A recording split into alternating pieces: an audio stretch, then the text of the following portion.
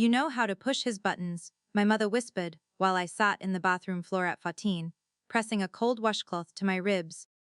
That was the sentence I grew up hearing. Nid, are you okay? Nid, he had no right. Just you know how to push his buttons. Like the bruises were a choice I made. For 18 years, every time my father hit me, my mother waited until he left the room and said some version of that line. And for 18 years I believed her. I believed I was the problem. The day I moved out, she called and told me I was destroying the family. I said, "You watched him destroy me for 18 years and you said nothing?" She hung up. 6 months of silence. Then she called again crying, and she said something I never expected to hear from her. It was not an apology. It was bigger than that. And it changed everything. Before I go on, if this story resonates with you, please take a moment to like and subscribe. But only if you genuinely connect with what I am about to tell you. Drop a comment and let me know where you are watching from, and what time it is where you are. My name is Hannah. I am 24. I am a nurse at a small community hospital in Indiana. Now let me take you back to the summer I turned 14. The summer I finally understood. My mother was never going to protect me. If you drove past our house in Cedar Hollow Drive, you would think you were looking at the most American family in the block. A white house with black shutters, a lawn so even it looked like someone mowed it with a ruler, and a Ford pickup in the driveway. Washed every Saturday morning, before anyone else in the street was awake. My father, Mark Weller, was a deacon at Hope Community Church. He owned a small construction company, about a dozen guys, mostly commercial renovations and a few town contracts. He coached youth baseball for a while, not because he loved the game, but because the parents in the bleachers were the same people who sat in the zoning board. Everything Mark Weller did had an audience, and every audience had a purpose. My mother, Susan, was the woman who always showed up to potluck with a warm casserole and a cardigan buttoned to the collar, hair pinned, smile soft, voice low. She called every man sir and every woman sweetheart. And if you asked anyone in town to describe her, they would say, devoted wife, good Christian woman. And then there was me, the quiet girl in the third pew every Sunday, sitting between my parents with my hands folded in my lap, wearing long sleeves in July. Nobody asked, why? Knit once. Knit the Sunday school teachers, knit the neighbors, knit the women who told my mother what a beautiful family she had. Nobody looked past the flag in the porch or the perfectly cut lawn, or my father's handshake, firm enough to make men respect him, gentle enough to fool everyone else. If you drove past our house, you would be ring about us. Everyone was. The first time, I remember it clearly, I was 10. I forget to wish the dishes after dinner. Knit refused. Forget? I was doing homework at the kitchen table, and the plates were still in the sink. When my father came in from the garage, he didn't yell. That is what people never understand. Mark Weller didn't need to raise his voice. He pulled his chair back slowly, set both hands flat in the wood, and said in that low, even tone that still lucks my spine, "Come here." The bedroom door closed. What happened behind it I am not going to describe. I will just tell you that the next morning I counted 3 bruises below my ribs in the left side, and I learned to wish the dishes before I sat down to do anything else. What I remember most is not the pain. It is what came after. My mother walked into my room, maybe 20 minutes later, after his truck pulled out of the driveway. She sat in the edge of my bed. She didn't look at the bruises. She looked at my face and whispered, "You know your dad does not like dirty dishes. Why do you keep pushing him?" Like I had pressed a button, like what happened to me was a natural consequence of my own callousness. I was 10. My little brother Noah was 4 at the time. He was in the living room watching cartoons while it happened. My father didn't touch him back then. Not once. Noah was the son, the one who carried the name, the one my father called Buddy, and took to job sites and Saturdays. I used to think the difference between us was simple. Noah was good and I was the problem. It took me 14 more years to understand that was not true. By the time I was 14, I had been to the emergency room 3 times. Each visit had the same script. My mother drove. My father came along, calm and concerned, his hand resting in my shoulder like a father in a Hallmark movie. "She is so clumsy," My mother told the intake nurse, always running around, never looking where she is going. And she laughed that sift practice laugh. And the nurse smiled back, because why would she net? The man standing next to us was a church deacon. He coached kids. He smelled like Old Spice and fresh sawdust. But the third visit, I remember the doctor pausing. She looked at my arm, then at my chart, then at me. I could feel her question before she asked it. Is someone hurting you? My father's hand tightened in my shoulder. Knit hot enough for the doctor to see. Just hot enough for me to feel. She fell down the stairs again, he said and smiled. I keep telling her no running in sooks. The doctor wrote something in the chart. Years later I found out what it said. Recurrent injuries inconsistent with stated mechanism. Recommend CPS follow up. But CPS never came. In a town where Mark Weller had shaken hands with everyone, from the fire chief to the county clerk. A note in a chart was just a note in a chart. I didn't know it then, but those visits, the dates, the descriptions, the careful observations, were sitting in a medical record system waiting.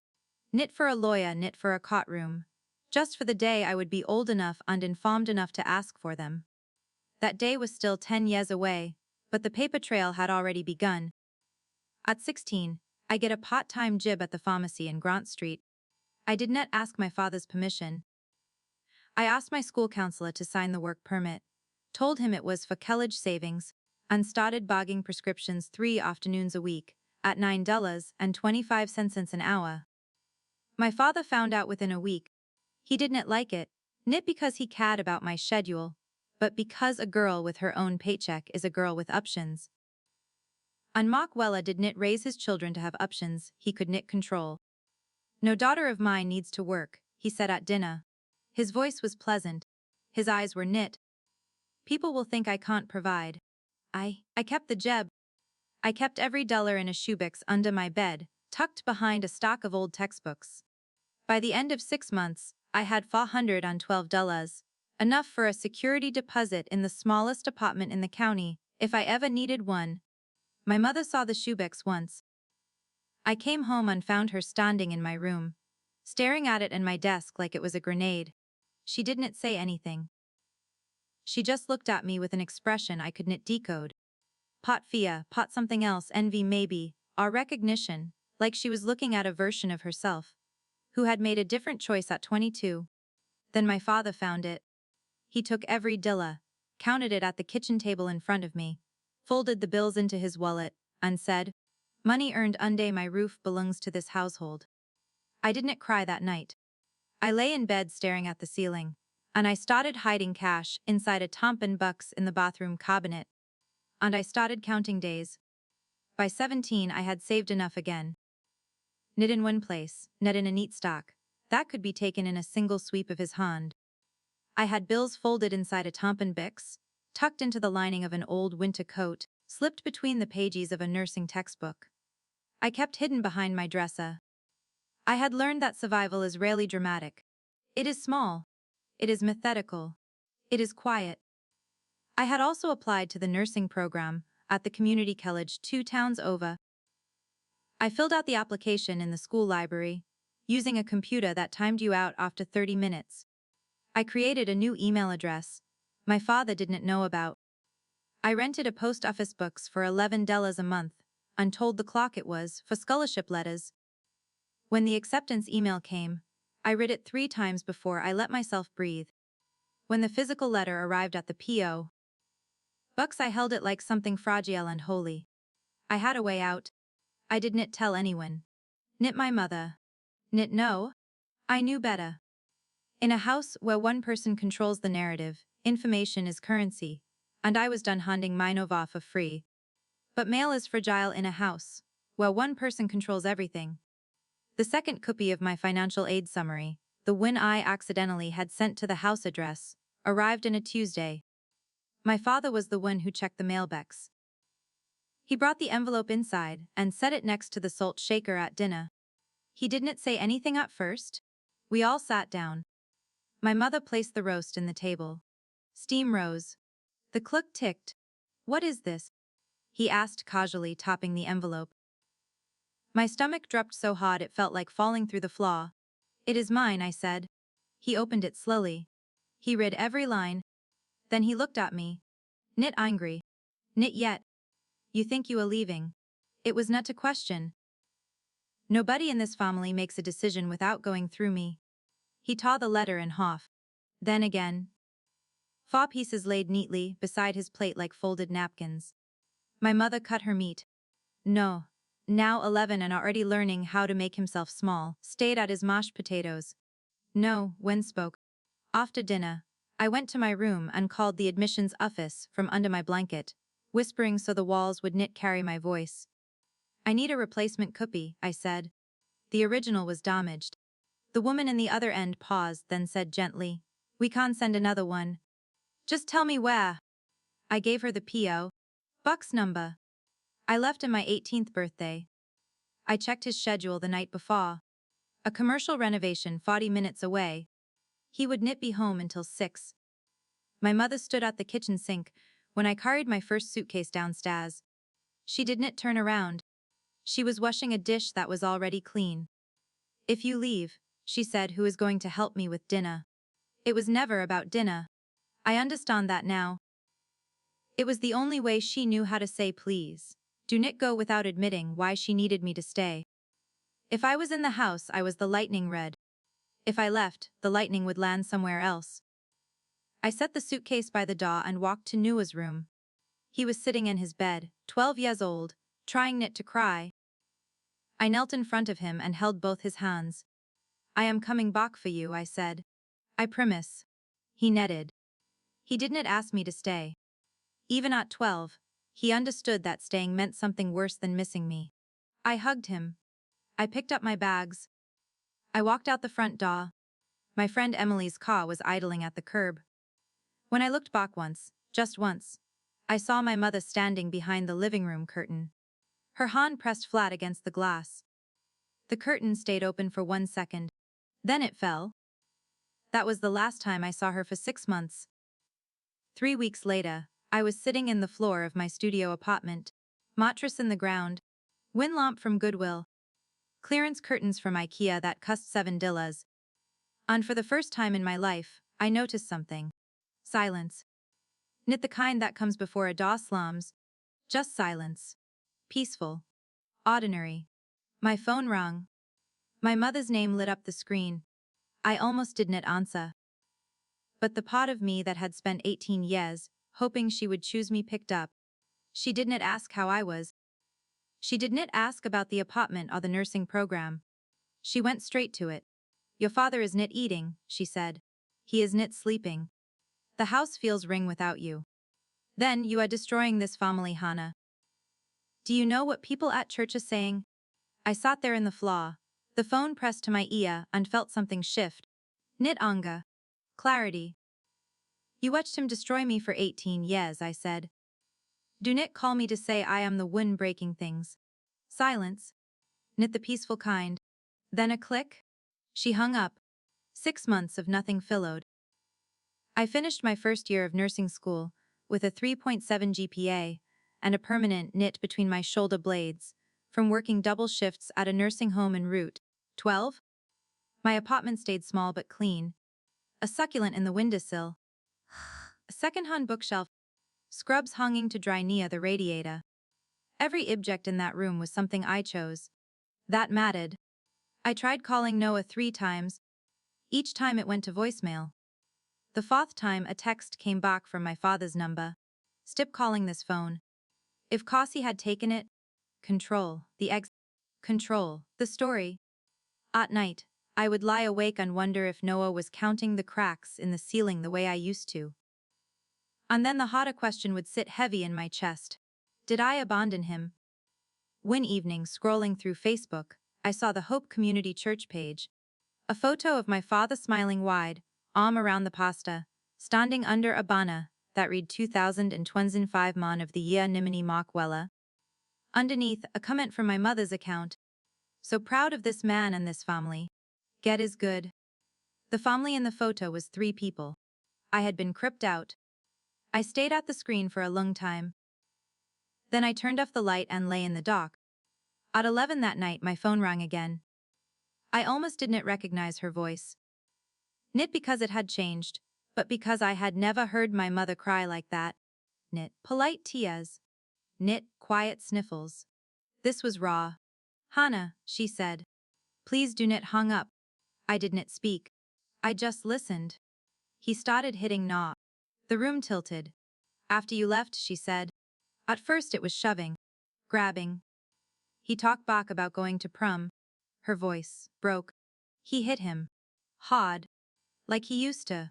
She couldn't finish the sentence. Then she said something I never thought I would hear. I recorded it. I have the audio. His voice. Everything. I was ring about all of it. I am so sorry. I sat in the edge of my mattress in the dark and felt something crack open inside me. Knit forgiveness. Knit yet. Something else. Something complicated and fragile and terrifyingly hopeful. Send me the file, I said. Tonight. And do not delete it. She sent the file at 11:47 p.m. It was 4 minutes and 22 seconds long. I didn't listen to it right away. I stared at the waveform in my screen for a full minute before I pressed play, like it might explode if I touched it.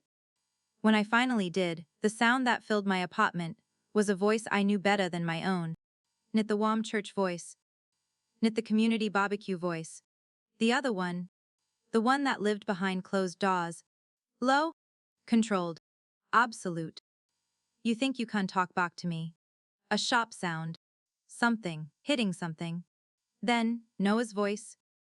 18 years old and trying not to cry. Step. Another sound.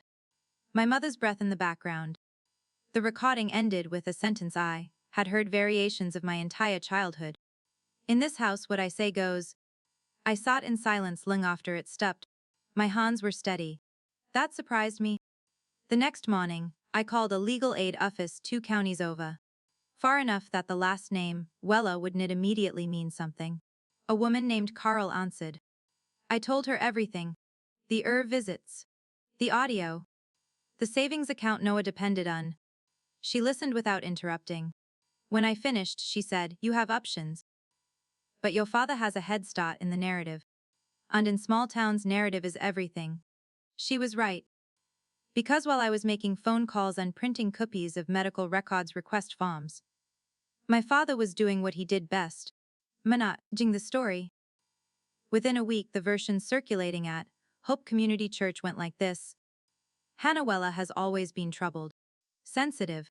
Maybe unstable. Since adolescence. Possibly experimenting with substances. Angry for reasons no one quite understood. My father told Pastor Jim privately that he was worried about me. That he prayed for me every night. That he feared I was spiraling. Pastor Jim called me to check in. His tone was careful pastoral, but I could hear my father's phrasing underneath his questions. Your dad says you have been going through a hard time. Is there anything the church can do? I thanked him. I hung up. It didn't stop there. At the hospital, a co-worker I barely knew stopped me in the break room. Hey, I heard you were dealing with some family stuff. You okay? She looked embarrassed. In a town of 14,000 people, reputation moves faster than truth. And my father had spent 30 years laying brick by brick. Who would believe a 24-year-old nurse over a deacon who had personally overseen the church expansion? Not many. Not yet. And then there was Noah's college fund. $38,000 sitting in an account at First National under my father's name. Peem, every birthday check. Every tax refund. Every small deposit labeled future. Legally it was his account. Noah called me from a friend's phone one night. His voice was low, urgent. He sat me down, Noah said. He said if I want that money, I do what he says. No contact with you. I do not talk about anything that happens in the house. And I attend the Man of the Year ceremony next Saturday. Man of the Year. I repeated. Yeah. The church is entering him. Big dinner. 200 people. If cost they were. He bought me a suit, Noah said. He measured my tie with a ruler. He said I smile and look proud. I closed my eyes. The leash had a price tag. $38,000. Do not agree, I said. Do not refuse. Just wait. After I hung up, I wrote 3 things in a legal pad. 1. Request my records under HIPAA. 2. Ohio is a one-party consent state. 3. I need a stage. 2 days later, my father called me. His voice was warm. Hannah, sweetheart. I know we have had our differences, but I want to put that behind us. The church is entering me next Saturday. I want my whole family there. Show everyone we are solid. I understood immediately. This was not reconciliation. It was optics. If I showed up smiling, his narrative won. If I refused, he could point and say, "See, she is unstable." Either way, he kept control. Unless I changed the script. "I will be that," I said. I could hear the relief in his breath. "That is my girl." I hung up and stayed at the wall. My hands were not shaking. For the first time in my life, they were not shaking after talking to him. The next day, I drove to the county hospital, where I had been treated as a child. The health information office was in the basement. Fluorescent lights.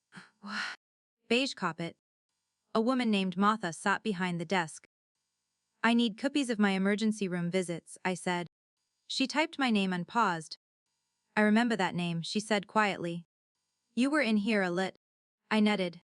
"Processing takes 7 to 10 days," she began, then lowered her voice. "The church dinner is this weekend, right?" I blinked. "Small town," she said. "I will expedite." I walked out with a receipt and a timeline. The records would show 5 visits. 3 with notations of injuries inconsistent with explanation. When recommending child protective follow-up. Paper does not forget. The night before the ceremony, I almost backed out. I sat at my kitchen table staring at the manila envelope. Martha had prepared 5 pages stamped with hospital seals. Next to it, my phone with the audio file loaded. I imagined standing in that room and having 200 people look at me like I was the problem. Like they always had. My phone buzzed. "Noah." "He made me practice smiling," he said. "He said if I say one ring word tomorrow, the money is gin." I heard something in his voice. The same tone I used to have at 14. "You will not have to smile," I told him. "I promise." Saturday morning, I laid everything out. The envelope. The printed statutes confirming one-party consent. My phone fully charged. A small Bluetooth speaker tucked into my bag. I chose my clothes carefully. White button-down. Black slacks. Flats. No jewelry. I wanted to look exactly like what I was. Nit dramatic. Nit hysterical. Just factual.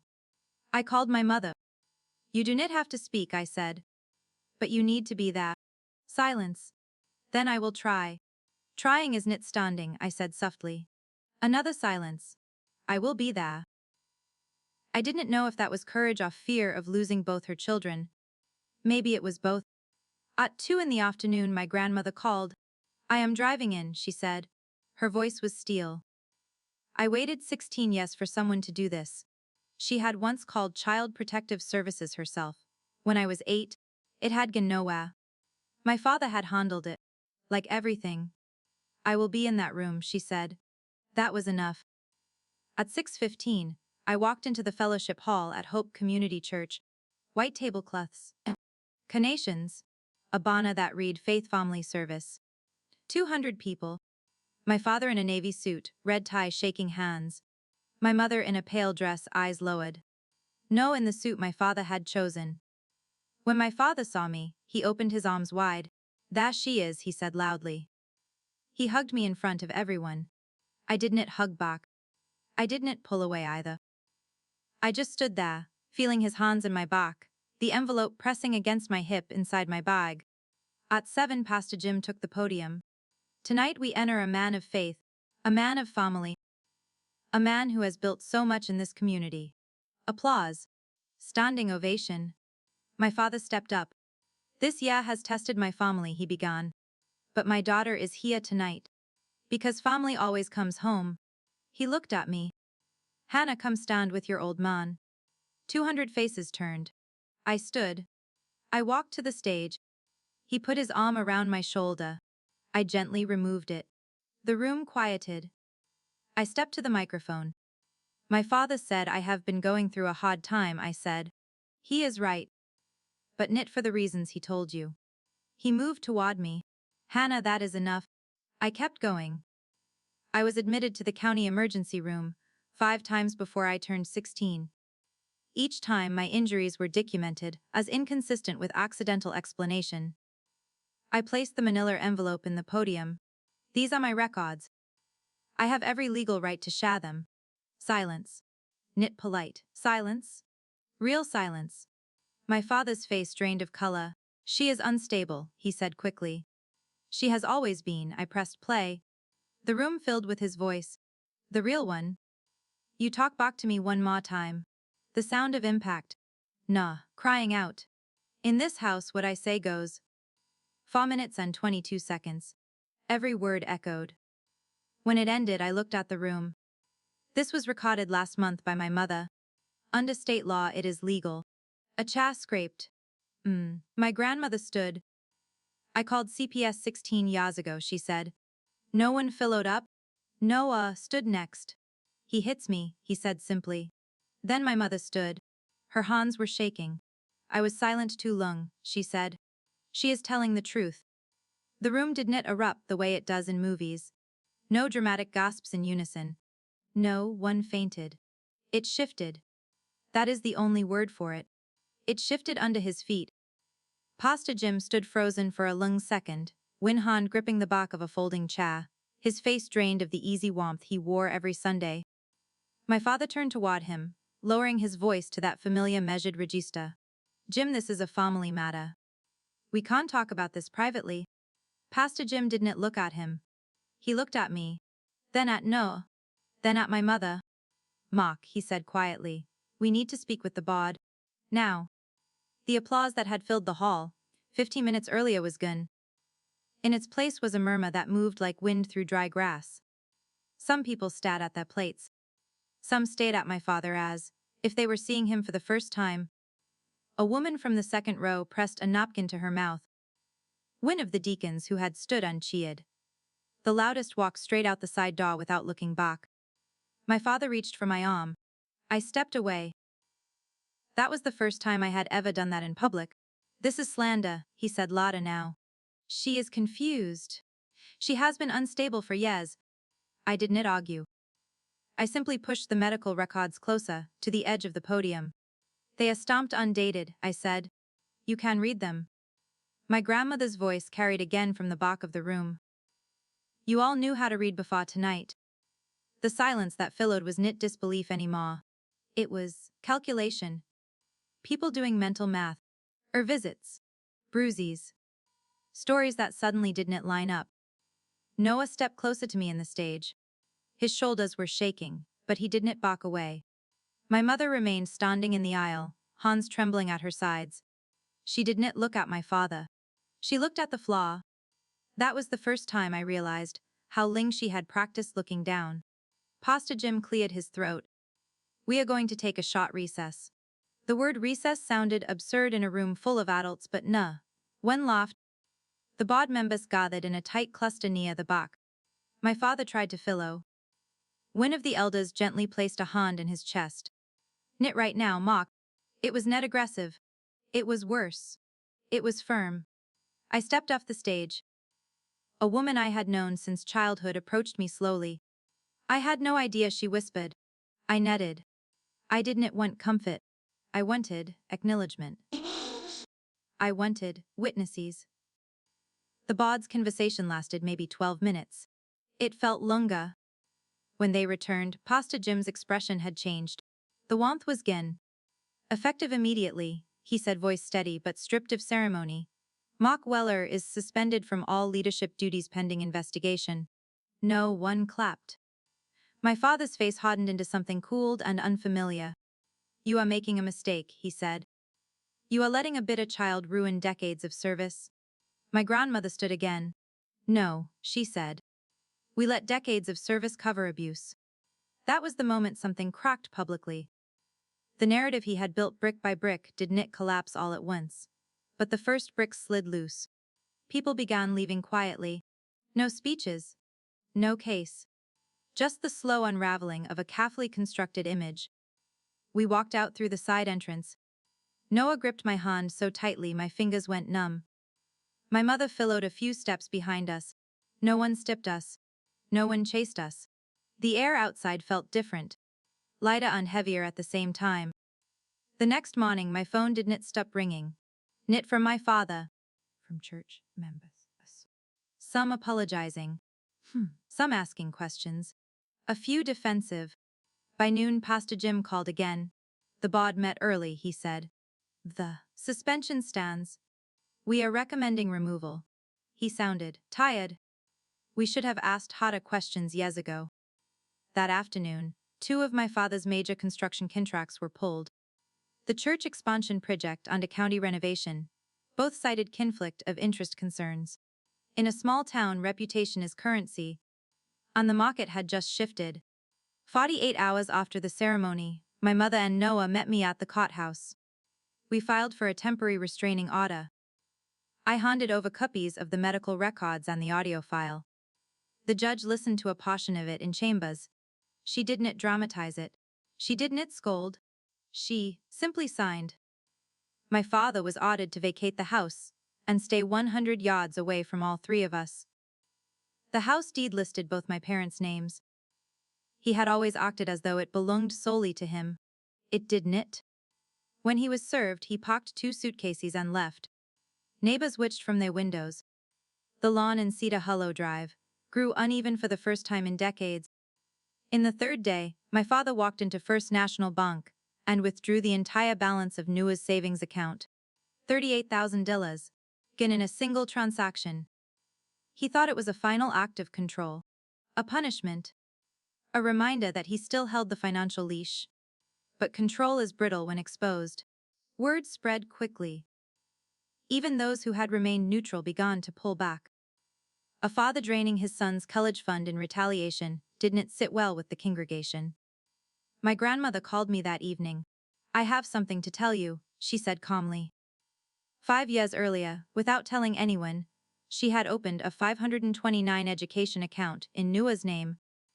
$200 a month from her late husband's pension. $12,000 saved quietly. I learned not to trust bullies with checkbooks, she said. Within a week, a group of women from the church organized a scholarship collection for Noah. They passed envelopes during Sunday service. They posted discreetly online. By the following weekend, $8,400 had been raised. It was not the full amount my father had taken, but it was enough to keep the door open. The leash had snapped. The story my father had told for 30 years began to dissolve in small, irreversible ways. Contracts cancelled. PM. Invitations withdrawn. Silence where praise had once been. He didn't call me. He didn't apologize. Instead, he sent one email. You have embarrassed this family beyond repair. I read it. Once. I didn't reply. The restraining order held. The investigation by church leadership continued quietly. My mother stayed in the house. For the first time in her adult life, she controlled her own front door. When I visited, the air inside felt different. Knit warm. Knit yet. But no longer charged with anticipation. She moved slowly, like someone learning how to inhabit her own space. Noah began spending more nights at my apartment, sleeping in a borrowed mattress in the corner. We filled out financial aid forms together at my kitchen table. It felt surreal doing paperwork in peace. The day his official college acceptance came through, he smiled without flinching. That alone felt like victory. 3 days after the ceremony, the church board voted unanimously to remove my father permanently from leadership. The announcement was brief. No details. Just conduct inconsistent with our values. The subtext was loud enough. The man who had built his identity in service lost the stage that had sustained him. I didn't celebrate. I didn't feel triumphant. What I felt was something steadier. Relief. Knit joy. Relief? The kind that comes when you realize the door you were pounding in for years has finally opened, even if what is in the other side is messy and unfinished. 1 week later, I returned to Cedar Hollow Drive alone. My mother sat at the kitchen table staring out the window. The grill in the backyard was rusting. The house was quiet in a way it had never been. "Do you forgive me?" she asked without turning around. I sought a caress from her. I studied her face. A woman shaped by fear for so long it had become habit. "I do not know yet," I said earnestly. "But you stood up." Her shoulders shook. She nodded. "That was the beginning. Knit to neat reconciliation. Knit to tidy ending.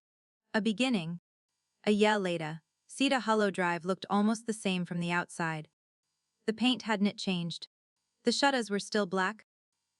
The mailbox still leaned slightly to the left the way it always had.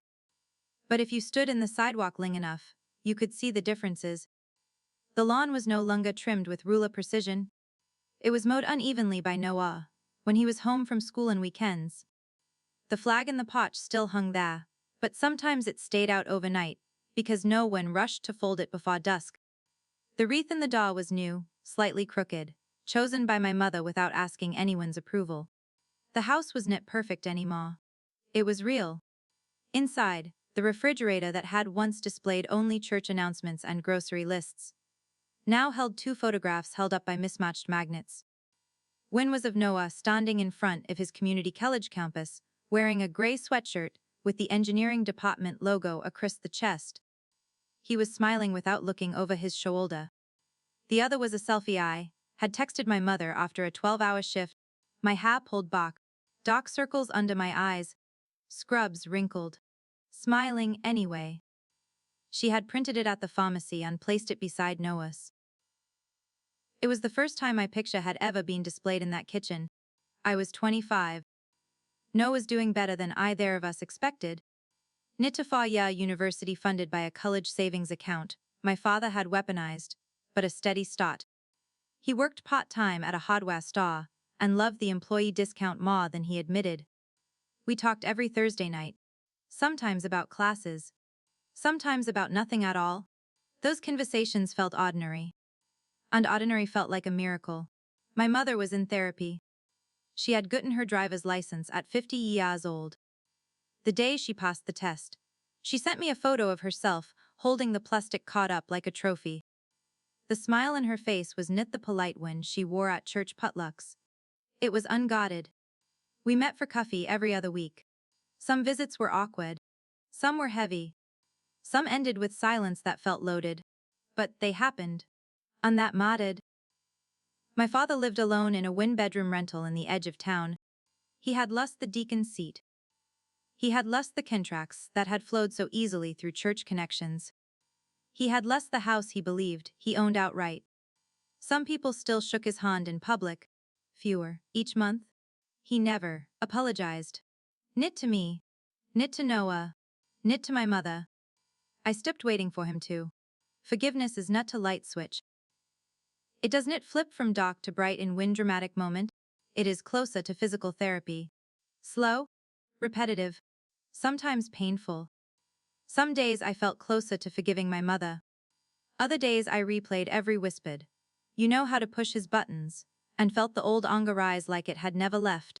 Healing did not follow a straight line. It circled back. It doubled over itself. It forced me to sit with memories I had carefully boxed away. But the difference was this. I was no longer doing it alone. My mother didn't try to excuse herself anymore. She didn't rewrite history. She didn't say she didn't remember. She said, "I was afraid." She said, "I didn't know how to leave." She said, "I thought if I kept things calm, he wouldn't hurt you as badly." None of those statements erased what happened. But they were honest. And honesty is where repa begins. One afternoon, sitting at the same kitchen table, where my father had once counted my savings into his wallet, my mother reached to Chris and placed her hand flat in the wood. "I used to think surviving was the same as protecting," she said quietly. "It is net." I looked at her hand. It trembled, slightly. That was the first time she named it without softening it. I was silent too long. She didn't cry this time. She simply sat with the truth. I realized something then. For 18 years I had wanted her to stand between me and him, to take the hit, to absorb the impact. But what she had finally done that night, in the fellowship hall, was different. She had stepped beside me. Knit in front, knit hiding behind. Beside. It was not the protection I needed at 14, but it was something. I still live in my studio apartment. The IKEA curtains are faded now. The succulent has grown lopsided toward the window. I work 60 hours some weeks. I own exactly one pair of shoes that are knit hospital clugs. My life is knit glamorous. It is knit inspirational in the way social media likes to package survival. It is steady. Unsteady feels like freedom.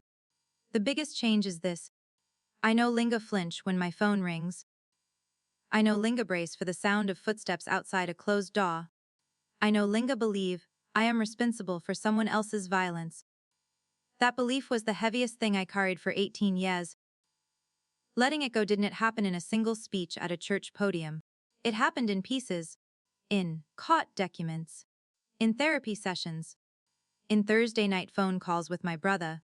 In coffee shop conversations where my mother tried to answer questions she should have answered decades earlier.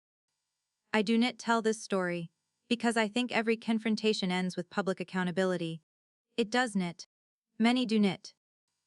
I tell it because for most of my childhood, I believed the sentence whispered in my bedroom was true. That I knew how to push his buttons. That if I were quiet as sifta more careful, I could stop what was happening. If you are sitting somewhere right now being told that you are the reason someone else is cruel, you are knit. You were never the reason. Silence is knit loyalty. Endurance is knit virtue when it costs you your safety. And leaving is knit betrayal. The night my mother pressed record, she did something she hadn't done in 18 years. She chose truth over comfort. That choice didn't erase the past, but it altered the future. It gave my brother a path that didn't run through fear. It gave my mother a life that didn't depend on shrinking herself. And it gave me something I didn't know I was allowed to have. A voice that doesn't shake when it speaks. My name is Hannah. I am 25 now. I am still a nurse at a small hospital in Indiana. I still rent a studio with clearance curtains. And I still have the medical records in a manila envelope in the back of my closet. Knit because I plan to use them again. But because they remind me of something important. Paper remembers when people choose to forget. And sometimes that is enough. Thank you for staying until the end. If this story touched you, like and subscribe so more people can hear it. If you have a story of your own, the comments are open. No judgment here. And if you want to hear more about boundaries, family, and what happens when silence finally breaks, there is another story waiting in the description. I will see you in the next one.